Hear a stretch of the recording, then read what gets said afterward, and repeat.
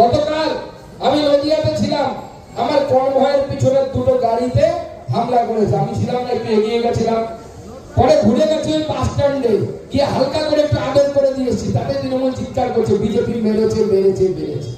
আরে এটা trailer, vote আসুক, পুলিশটা নিরপেক্ষ হোক, পুরো সিনেমা তৃণমূল কংগ্রেসকে দেখানো পিটিয়ে ছাড়গুলো।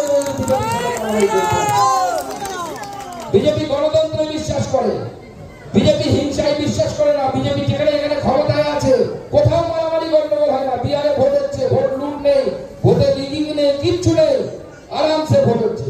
কিন্তু আমাদেরকে যদি মারতে আসো ভাই, আমরা কিন্তু এবার ছেড়ে কথা বলবো না। 21 সাল থেকে অনেক অত্যাচার সহ্য করেছি। আমাদের বোলপুরে যে পার্টি অফিস ভাড়া নেওয়া ছিল তাকে ফেলে চুরমার করে দেওয়া হয়েছে।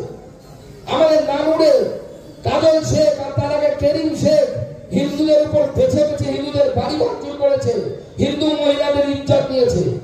কাজল শেখকে ছেড়ে দেবো? ছেড়ে দেবো?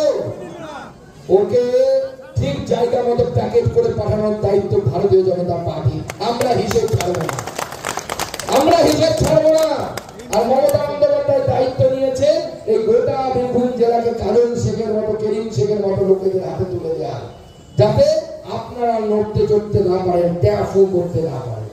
কিন্তু দিদিমণি এসআর হওয়াতে খুব ঘাবড়ে গেছে, কারণ ওনার একের পর এক বস্তি, কলকাতার গুলশান বস্তি থেকে ইকবাল বস্তি থেকে সব ফাঁকা হয়ে যাচ্ছে। লোক কেমন যেন চলে যাচ্ছে, পালিয়ে যাচ্ছে, থাকছে না। কেন? কারণ দিদিমণি বলেছেন যে কারো ভোট বাদ দিতে দেবো না। বাংলাদেশের নাগরিক হলে, অনুপ্রবেশকারী হলে আপনি কিভাবে ভোট বাদ ঢোকাতে পারবেন? সিএ এর মাধ্যমে হিন্দুদেরকে নাগরিকত্ব দেওয়ার ব্যবস্থা নরেন্দ্র মোদী সরকার করেছে। যতদিন ভারতবর্ষ থাকবে ততদিন পৃথিবীতে যেখানে বাঙালি হিন্দু অত্যাচারিত হোক, তাদের আসার একমাত্র জায়গা হচ্ছে এই পশ্চিমবঙ্গ। কারণ এই পশ্চিমবঙ্গ সেই জন্য তৈরি হয়েছিল। এই পশ্চিমবঙ্গ তৈরি হওয়ার কথা ছিল না 1947 সালে। এই গোটা বাংলা যাওয়ার কথা ছিল, অবিভক্ত বাংলা পূর্ব পাকিস্তানে যাওয়ার কথা ছিল। কারণ জনসংখ্যার দিক থেকে সেই পূর্ব পাকিস্তানে যাওয়ার কথা ছিল, কারণ এখানে মুসলিম সংখ্যাগরিষ্ঠ এলাকা ছিল। গোটা বাংলার বিচার করবে। এই বাংলাকে, তৎকালীন বাংলাকে আজকে যারা জয় বাংলা বলে, তারা ভাগ করেনি, তারা পশ্চিমবঙ্গ তৈরি করেনি। আমার আপনার পূর্বপুরুষ ডক্টর শ্যামাপ্রসাদ মুখার্জি বুকের রক্ত দিয়ে বাংলা তৈরি করেছে। এই যে বাংলাকে আমরা এত সহজে ছাড়বো না। এই বাংলা তৈরি করেছিল বাঙালি হিন্দুর আশ্রয়স্থল হিসেবে। কোথায় যাবে বাঙালি হিন্দু? আজকে ডক্টর শ্যামাপ্রসাদ মুখার্জি যদি না থাকতেন, সুকান্ত মজুমদার এখানে দাঁড়িয়ে ভাষণ দিতে পারতেন না। হয়তো কোন রাজ্যে রিফিউজি হয়ে আমি আর মমতা বন্দ্যোপাধ্যায় একই সাথে হয়তো দুটো ওয়ার্ডের কাউন্সিলর হয়ে থেকে যেতাম। এমপি হওয়াতে মুখের কথা, শ্যামাপ্রসাদ মুখার্জি ছিলেন বলে আজকে মমতা বন্দ্যোপাধ্যায় মুখ্যমন্ত্রী হয়েছে। সবাই সেই সময় লড়াই করেছিলেন শ্যামাপ্রসাদ মুখার্জির নেতৃত্বে। ডক্টর মেঘনাথ সাহা আমাদের বিজ্ঞানী, ভারত সমাজসেবী স্বামী পরমানন্দজি মহারাজ, তিনি শ্যামাপ্রসাদ মুখার্জিকে বলেছিলেন বাঙালি হিন্দুকে বাঁচাতে হবে, শান্তি দেবে।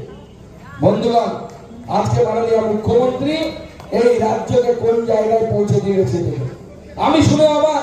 যেখানে একজন নাকি কাউন্সিলর, 8 নম্বর ওয়ার্ডের কাউন্সিলর, আপনারা ভালো নাম জানবেন, হ্যাঁ, কি সাহস, তাই তো? সে দিনের পর দিন এক মহিলাকে নাকি ধর্ষণ করেছে, করে সে গর্ভবতী হয়ে গেছে, তার বাচ্চা হয়ে গেছে। আর আজকে আমি আপনাদেরকে বলবো, এই জেলার এসপি থেকে শুরু করে সমস্ত পুলিশের জন্য হাততালি দেন। বিরাট কাজ করেছে পুলিশ, তাকে গ্রেফতার করতে পারেনি এখনো। হাততালি দিয়ে সম্বর্ধনা দেবেন। যেখানে পুলিশ দেখবেন, পুলিশকে গোলাপ ফুল দেখবে। কেন? ওই যে আপনার দিদিমণির সার্থক পুলিশ, যে কাউন্সিলর রেপ করেছে, রেপ করে মহিলা গর্ভবতী হয়ে গেছে, তার নাকি বাচ্চাও হয়ে গেছে, তো পুলিশ তাকে খুঁজে পাচ্ছে না, গ্রেফতার করতে পারছে না। এই সমস্ত লোকেদের কলার ধরে পেছনে পাড়ি দিতে দিতে লাল করে এদেরকে যোগীর পুলিশ যেভাবে নিয়ে যায়, সেইভাবে নিয়ে যাওয়ার ব্যবস্থা ভারতীয় জনতা পার্টির সরকার করে। ভারতীয় জনতা পার্টির সরকার করে। আমি এখন আসছি।